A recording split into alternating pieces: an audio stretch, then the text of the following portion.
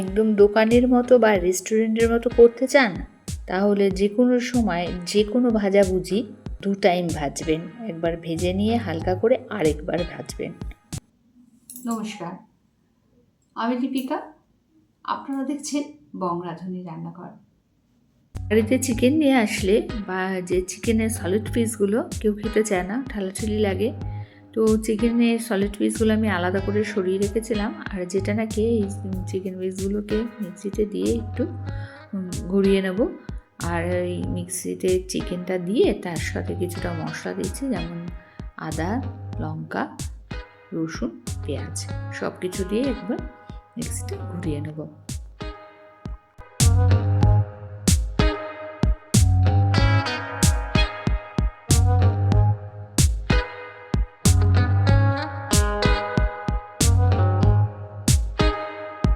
আর এদিকে চিজের যে কিউব ছিল সেটাকে একটু টুকরো টুকরো করে কেটে নিলাম। একটু মিডিয়াম সাইজ করেছি, খুব ছোটো না খুব বড়ও না। আর চিকেনটা পেস্ট করে নেওয়ার পর এখানে দিয়ে দিচ্ছি নুন, তারপরে গোলমরিচ, আর একটু ভাজা মশলাও দিয়েছি, তার সাথে একটু গরম মশলা।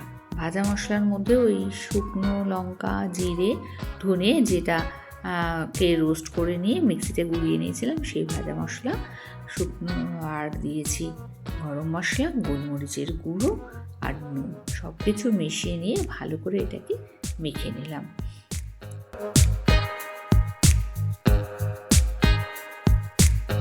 এখন এবার ছোট ছোট করে বল সাইজের আকারের করে নিচ্ছি, প্রত্যেকটা বল একই মাপে। আর এদিকে চিজগুলোকে আমি ছোট করে কেটে নিয়েছিলাম, আর প্রত্যেকটা গোল বলের মধ্যে এই চিজগুলো দিয়ে একদম সুন্দর করে গোল করে নিতে হবে। আর গোল করে নেবার পর চিজ ভরা বলগুলো এই ব্রেড গামের মধ্যে গড়িয়ে নিচ্ছি।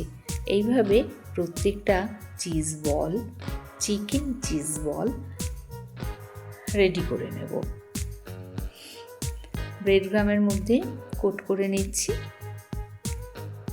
খুব সুন্দরভাবে ব্রেড গামে কোট করা হয়ে গেছে। এইভাবে প্রত্যেকটা চিকেন বল, চিজ বল রেডি করে নিলাম, ব্রেড গামের ওপর ঘুরিয়ে নিচ্ছি। যখন এবার সব কটা একসাথে রেডি হয়ে গেছে, সাইডে রেখে দিলাম। আর একটা বাটির মধ্যে নুন দিয়ে একটা ডিমকে ফেটিয়ে নিয়েছি। এবার ওই যে চিকেন চিজ বলগুলো রেডি করে রেখেছিলাম, ব্রেড গামে গড়িয়ে নিয়েছিলাম, সেটাকে আবার ডিমের মধ্যে দিয়ে ডিমের মধ্যে কোট করে নিয়ে আবারও ব্রেড গামের মধ্যে দিয়ে দিলাম। ভালো করে কোট করে নিয়েছি ব্রেড গাম দিয়ে। এইবার সবগুলোকে একসাথে করে নিলাম। এদিকে তেল গরম হয়ে গেছে, গরম তেলের মধ্যে এগুলো দিতে হবে, কিন্তু অতিরিক্ত তেল গরম হলে হবে না, মিডিয়াম থাকবে, কারণ ওপরটা ভাজা হবে, ভেতরটা কাঁচা থেকে যাবে। সেই জন্য তেলটা বেশি গরম হয়ে যাওয়াতে আমি ওভেনটা অফ করে দিয়েছি। আর এই নর্মাল টেম্পারেচারে আসবে যখন তেলটা আস্তে আস্তে অনেকটাই টেম্পারেচার কমে গেছে, তারপরে ওভেনটা আমি আবার ধরিয়ে নেব। আর প্রথমবার ভেজে নিয়েছি ওই যে টেম্পারেচারে গরম ছিল সেই তেলের মধ্যে। এরপর খানিকটা ভাজার পর এগুলোকে তুলে নিতে হবে। ওভেনটা অন করে দিয়ে প্রত্যেকটা বল সব আবার ভেজে নিচ্ছি।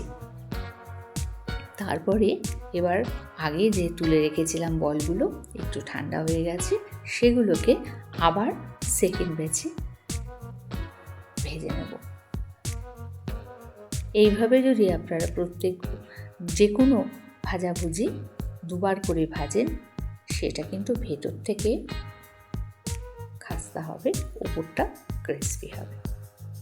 ভিডিওটা কেমন লাগলো? ভালো লাগলে প্রচুর প্রচুর শেয়ার করে একটা লাইক করে দেবেন।